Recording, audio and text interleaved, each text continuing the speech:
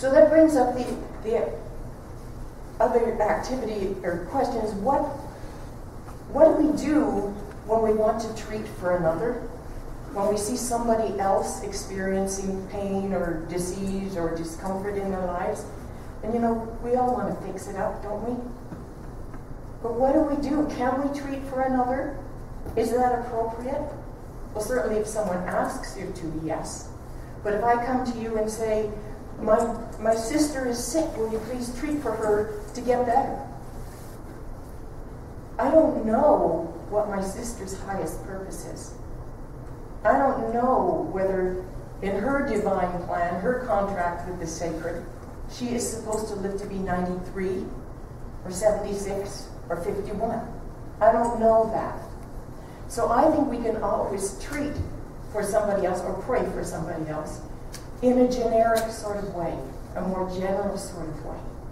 You know, accept divine guidance for them, accept that they are on the right path, accept the highest and best good for them, accept love for them without necessarily outlining what it is. And when we move along our spiritual path, and we begin by thinking, you know, this is a tool that we can use to make our lives better, and that's very true, and we encourage you to do that. And the practitioners are here to help you do that.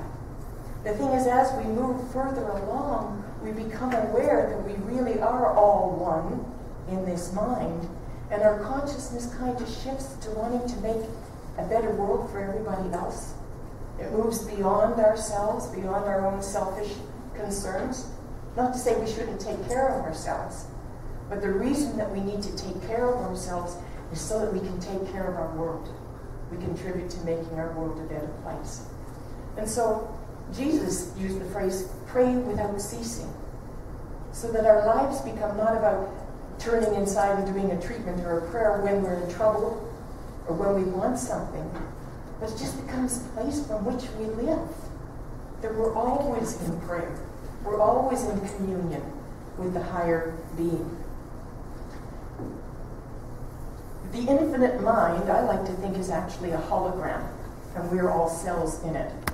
And I don't know how much you know about a hologram, but a hologram is created by shining a laser beam on an object, bathing it in a laser beam, and then bouncing another laser beam off it to create an interference pattern. Then that interference pattern is photographed and captured on film. When it's developed, it just looks like a blur of lines, but when you shine another laser on it, you get this three-dimensional hologram. So say we have a hologram of a rose. Another attribute of a hologram is when you cut it in half, when you divide it in half, you don't get the left side of the rose and the right side of the rose like we normally think. What we get is two whole, complete, and perfect roses, half size. And if you cut it again, divide it again, you have four complete, perfect roses, quarter size. And if you look at it in human terms and you divide it, you get 7 billion perfect, complete minds, 1/7 billionth the size. And that's each of us. And the 7 billion together is the universal mind. But in a hologram, if anything changes in one, it changes in them all. So if the 6-petal rose becomes a 5-petal rose, they all do. So anytime I think into mind, it changes for everybody. Every time you think into mind, it changes for me. Whew. That could be why spiritual mind treatment works. Because we're changing the mind which is available to everybody.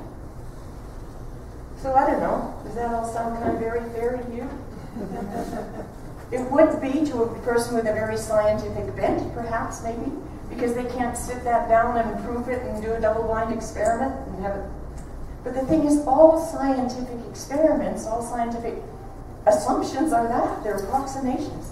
Or they're our best guess of what's probably so with what we know at the moment.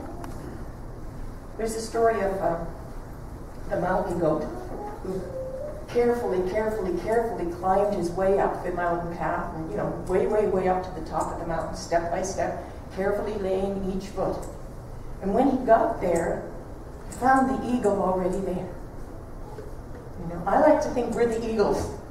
We know, because this rings true intuitively. We know this is true. And with quantum physics picking its way up the mountaintop, they're going to get here soon and find us here. And as Ernest Holmes said in the very first page of his book, the day shall come when science and religion walk forward together through the invisible to the visible. And I think that's what's happening. It's such an exciting time for us to be here. So, human race mind misconceptions. That's what another of Ernest Holmes terms, and I love it. When enough people have an erroneous conception, a misconception about something, it becomes reality in our lives, doesn't it? So, we teach non-resistance, non-violence. We don't fight anything. So when there's erroneous beliefs, we don't spend a whole lot of time trying to argue. What we do is we spend a lot of time neutralizing. And the way we neutralize is just adding the loving belief, adding compassion and caring and unity. You know, knowing we're all one. And I think that's kind of the meaning of turn the other cheek. I don't think Jesus literally meant go out there and be wusses, though I don't know, maybe. But turning the other cheek means not responding, not getting caught up in it. The Buddhists say, you know, don't be attached to your suffering. Don't get attached to things. And then think about it, if you turn the other cheek, you actually look in the opposite direction, don't you? So turning the other cheek. So we keep adding as much positivity as we can, knowing that there's going to be a critical mass sometime that will tip the scales. You know, what if your very next positive thought, what if the very next time you visualize the world at peace is enough, is the one thought that tips the scales so that our world can come to peace. So, I know, this sounds a little Pollyannish, and I've often been accused of being naive and in denial and all that stuff. But you know, it's way cool for me. It takes a lot of courage to be a Pollyanna, you know, because it's really, you're really acceptable around it out in the world when you go around saying, oh God, it's a tough world, and you know, you have to struggle. And when you go around saying, no, it's a loving world and everybody loves me and there's nothing to be afraid of, and, you know. So you have to be willing to be, so what? It takes courage to be a Pollyanna. But eventually it just becomes part of who you are. Seeing the world from that potential part. Knowing that I create. And it just becomes like beating your own heart, you know. It just becomes, we become positive thinkers.